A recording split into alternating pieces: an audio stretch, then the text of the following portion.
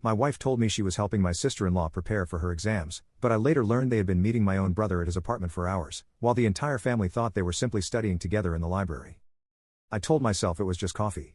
That's how it started 3 months ago when I saw Emma, my brother's ex-girlfriend from college, at the campus library where my wife Sarah was supposedly helping her sister prep for med school entrance exams. Emma looked different. Confident. The kind of woman who knew exactly what she wanted. "Your wife's not here," she said, sliding into the chair across from me. "She left with someone about an hour ago.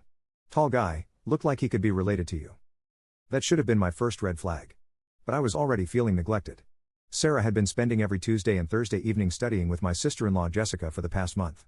Coming home late, distracted, always on her phone. I convinced myself she was pulling away from me, that maybe she didn't appreciate what she had anymore. Emma suggested we grab coffee since we were both apparently stood up.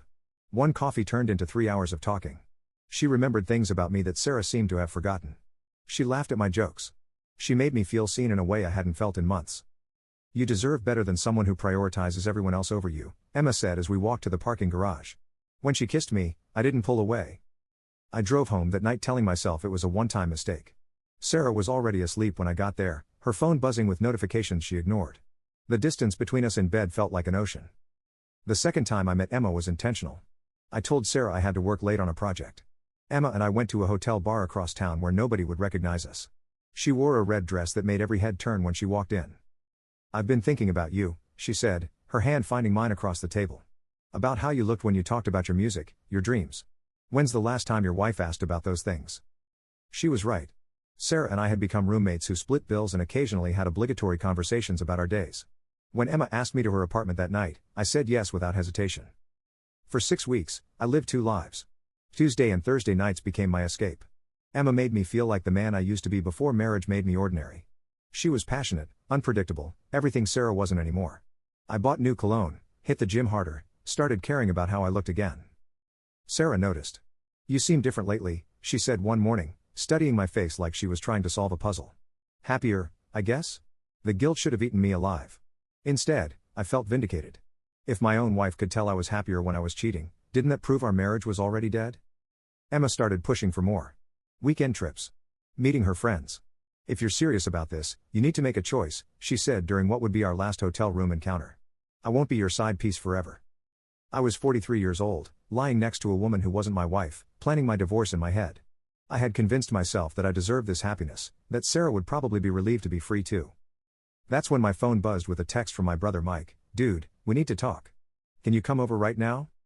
Emma read the message over my shoulder. Her face went white. "There's something I need to tell you," she whispered. The hotel room suddenly felt like a tomb. Emma sat up, pulling the sheet around herself like armor. "Mike and we never really broke up. We've been together this whole time. And Sarah. God, I don't know how to say this." My hands were shaking as I reached for my clothes. "Say what?" "The study sessions. Sarah wasn't helping Jessica study. She was meeting Mike. At his apartment. They've been having an affair for months." The room spun. Emma kept talking, but her words sounded like they were coming from underwater. Something about how Mike had told her about Sarah, how they'd planned this together, how she'd approached me that first day at the library on purpose.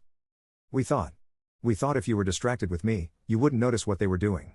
Mike said you'd probably never find out, but then you started getting serious about leaving Sarah, and I couldn't." I was on my feet, pulling on my shirt with hands that wouldn't stop shaking. "You're lying." "Check her phone.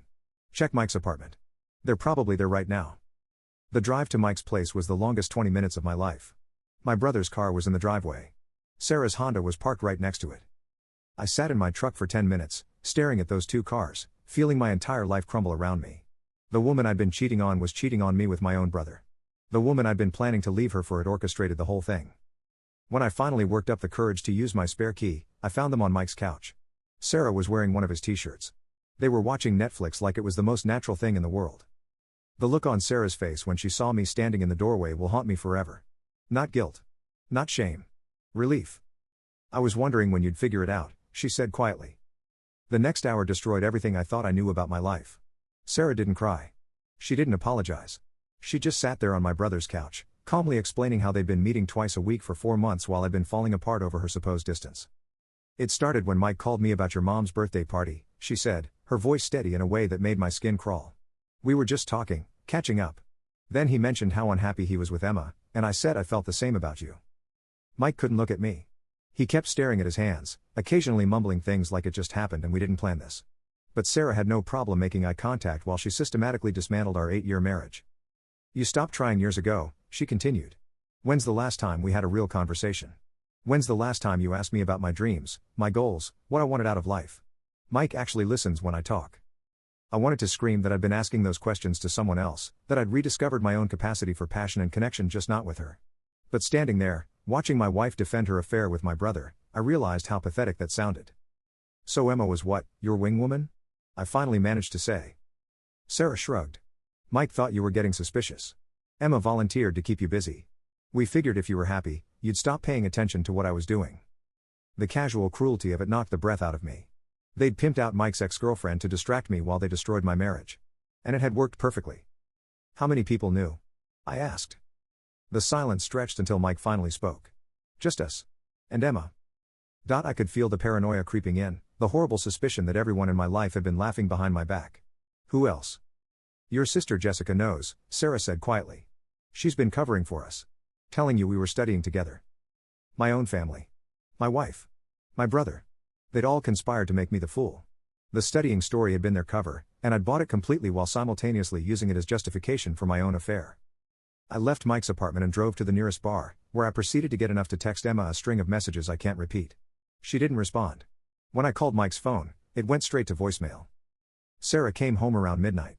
I was sitting at our kitchen table with an empty whiskey bottle and our wedding album spread out in front of me. We need to talk about what happens next, she said, setting her purse down like she was coming home from a normal evening out.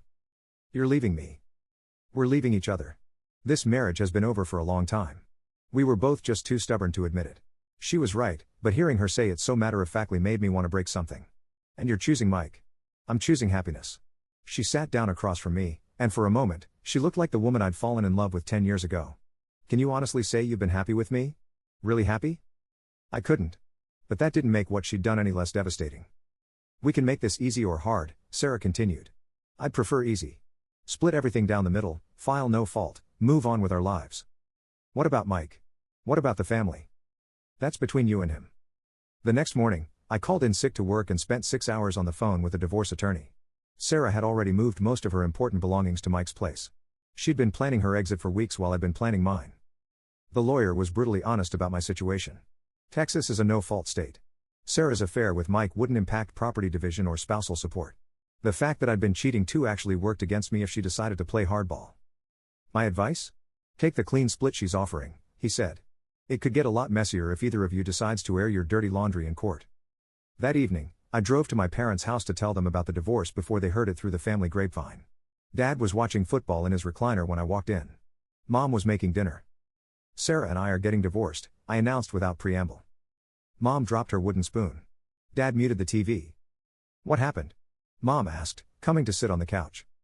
How do you tell your parents that your wife cheated with your brother, that you cheated too, that your entire family had been lying to you for months?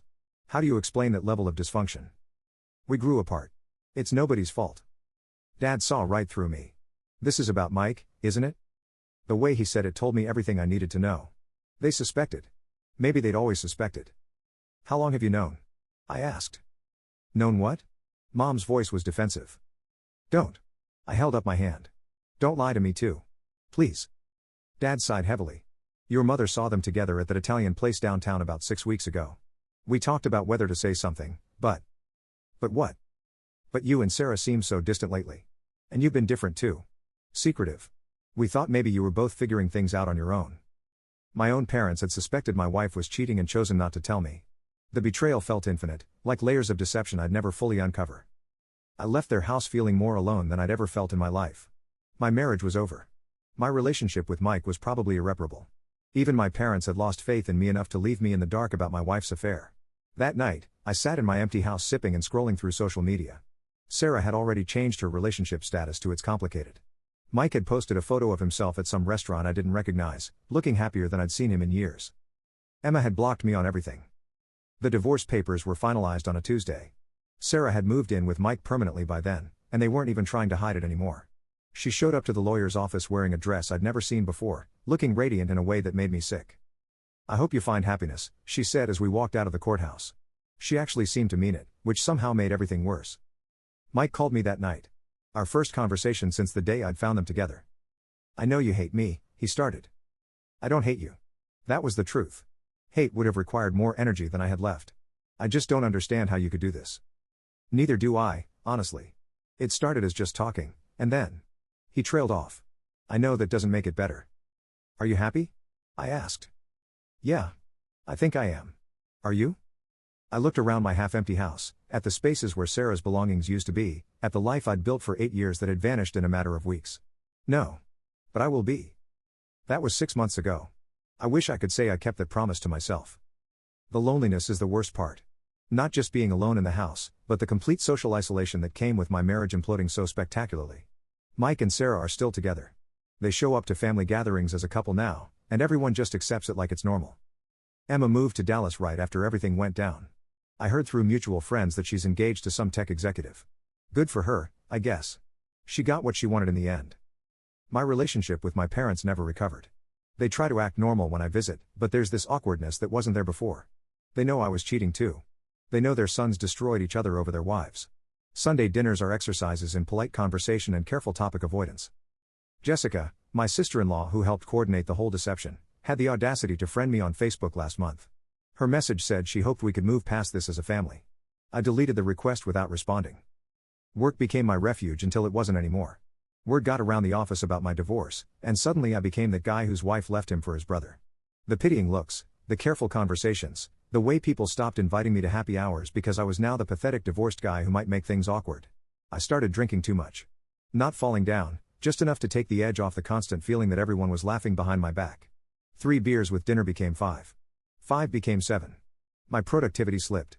My boss had a conversation with me about getting the support I needed during this difficult transition. Dating has been a nightmare. How do you explain to someone new that your marriage ended because your wife cheated with your brother while you were cheating with your brother's ex-girlfriend who was only sleeping with you to provide cover for their affair? Most women run after hearing that story. The ones who don't run usually have their own massive red flags. I matched with someone on a dating app last month. Lisa, a nurse, seemed normal enough. We had coffee, then dinner, then she invited me back to her place. When things started getting intimate, I couldn't perform. Just completely shut down. "It's okay," she said, trying to be understanding. Sometimes these things take time after a divorce. But it wasn't about time. It was about the fact that every intimate moment now feels contaminated by what happened with Emma, by the knowledge that the last woman I'd slept with had been using me as a pawn in someone else's game. Trust, once broken that completely, doesn't just rebuild itself. I see Mike and Sarah around town sometimes. At the grocery store, at restaurants, at the gas station. They look happy. Really, genuinely happy in a way Sarah and I never were, not even in the beginning. Mike lost 30 pounds and got a haircut. Sarah laughs more. They hold hands in public like teenagers. It would be easier if they looked miserable, if their relationship had crashed and burned like it deserved to. But they didn't just destroy my marriage for a fling. They destroyed it for real love. They found in each other what Sarah and I had been missing for years, and they were willing to up everything to get it. The rational part of my brain knows I should be grateful. Sarah was right when she said our marriage had been over for a long time. We were both unhappy.